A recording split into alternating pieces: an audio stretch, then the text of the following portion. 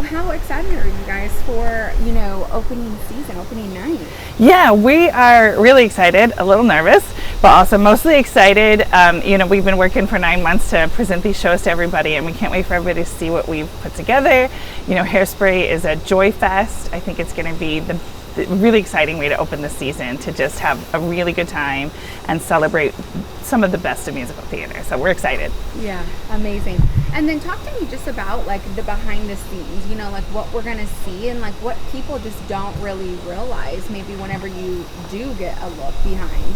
Sure. Well, there are hundreds, literally hundreds with an S, of people who build the things that you see on stage. So there's the actors, and they're in rehearsal, and they're right now, as we speak, learning choreography and staging and everything. But we've got hundreds of people backstage painting scenery, building scenery, getting the props ready, building the wigs, building the costumes, getting people fit, trying things on, making sure the props work in rehearsal. So we're going to take a look at some of those amazing people who contribute their talents for the stuff that shows up on stage. Yeah.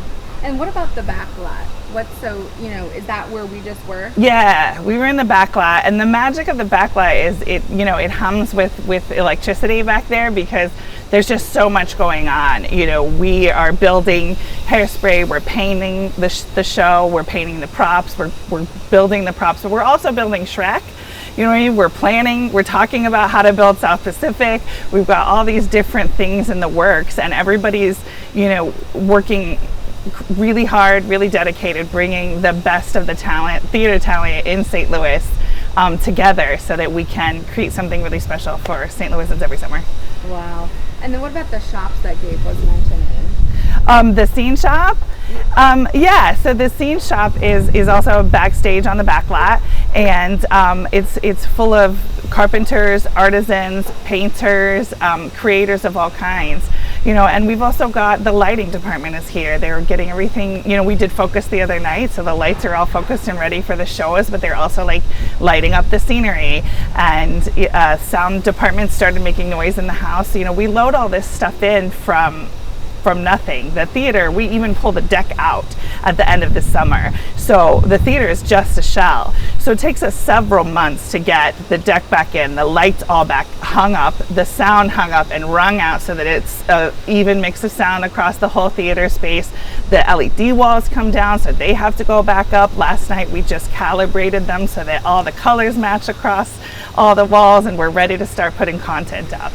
And when people come, when they see this flawless show, it's not, you don't really think about that, all of the things that it took to even one little prop to get it there. Talk to me about how far in advance you have to do all of this work, build everything from the ground up for just one show. Yeah, so let's say for Hairspray, we started talking to designers and creators in November, December, and by January, February, we're start having really conversations about what's in whose hand, what are they wearing, what do the colors look like, what does the set look like, what is the vibe we want to share with the audience, so that we're telling a cohesive story.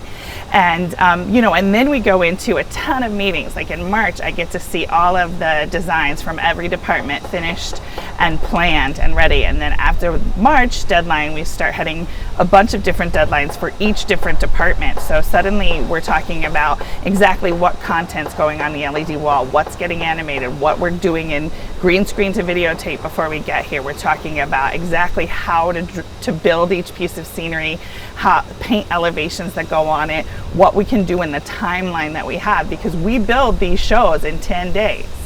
All of them. Every show you see back here gets built in 10 days and painted in 5 days, and that includes all the props and all the video content and the sound design and the lighting design. It all has to fit in that schedule. So we spend months pre-season really planning out exactly what's going to happen and when, and how it's built and what size it is and how people can interact with it, so that when we get to those 10 days, it's just go, go, go, go, go, getting it done.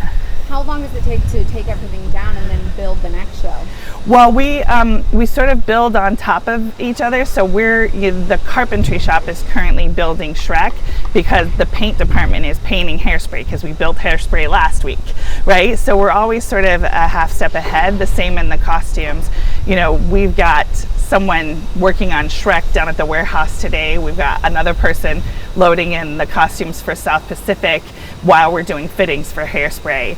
So it's a lot to push together in a very small amount of time. It takes a lot of logistics.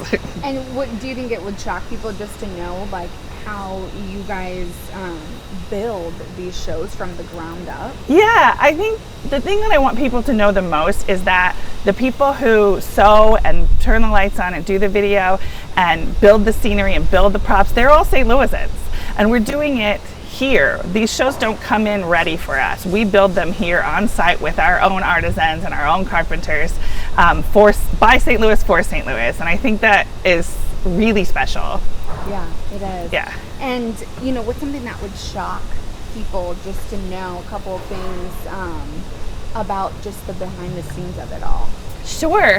I think maybe, people don't know that every piece of costume you see that comes on stage is fitted for that actor. Every piece of hair, all the wigs have to be fitted, have to be tried on and styled for them, and then we have to maintain them every day. I think that, you might not realize that, like, if you see a bicycle in a show, let's say, and there is a bicycle in Hairspray, right? Like, we have to get a bike that is of the period, then we have to fix it up and make sure it works like it was brand new, and then we have to fit it to the actor, and then we have to make sure that it works on the stage, and then we just take some notes on it and make it better. And so there's a lot of back and forth. Theater is a team sport. It takes all of us working together and taking notes from each other to make sure that what we put out there is telling a great story, making sure that the actors feel really comfortable and confident, and sounds and looks good. Yeah. And then just people, obviously, who love the Muny, what are some fun facts that you think they would love to know just about the whole behind the scenes of it all? Let's see, some fun facts that you might not know about the behind the scenes. Let's, hang on, give me a second. I'm gonna say it again when I think of something, because I don't have anything right now. Because you already said the 10 days, which I thought that was an interesting tidbit. Mm-hmm. Yeah, I think, some of the fun facts are that we employ 20 carpenters every day, 5 days a week for 15 weeks. We employ 18 scenic artists every day. There are 24 people in our costume shop. There are 8 people on the wig team. There's 6 people on the props team, 6 people on the electrics team, and 5 people on the sound team, and 2 people on the video team. And that doesn't even start to talk about automation, because all of the scenery that moves, when the booms move, when the scenery comes in, when the turntable spins around, that's all automation. So we employ all of those people to work towards this show together, and and we bring in experts from across the country to help us get set up as well, to make sure that all of those systems are working before we even open the beginning of the show. Opening night of the whole season is really the hardest opening night for us, because we've gone from nothing to everything in the span of 2 months. And then once we're open, we can really start cooking, you know what I mean? But getting all the systems wrung out and ready, it takes a lot longer than you would think. Right. And then what about the economic impact just that the Muny brings? Are you... Sure. I mean, the Muny is a place that thrives on people. We are a people-first organization, and that shows in everything, including the way that we build stuff. We couldn't do any of this if we didn't have this incredible talent here now in this town.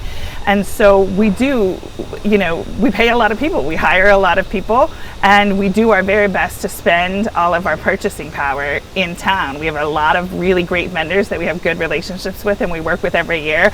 It's fun for me at the beginning of May to be like, hey, it's Tracy at the Muny. It's Muny season again. Are you ready for us to start ordering things? And to talk to all of our vendors and have those kinds of community relationships, which is really nice. Yeah. And then just as a whole, to St. Louis, I mean, it's not just bringing people in from St. Louis. People are coming from all over to see the shows. What's the economic impact there? I hope so. So, I think, when we, every time you buy a ticket, we're a nonprofit. So we're not trying to turn a profit. We're trying to pay for what we have. And because we're a people-first organization, the bulk of our finances are in payroll. Right?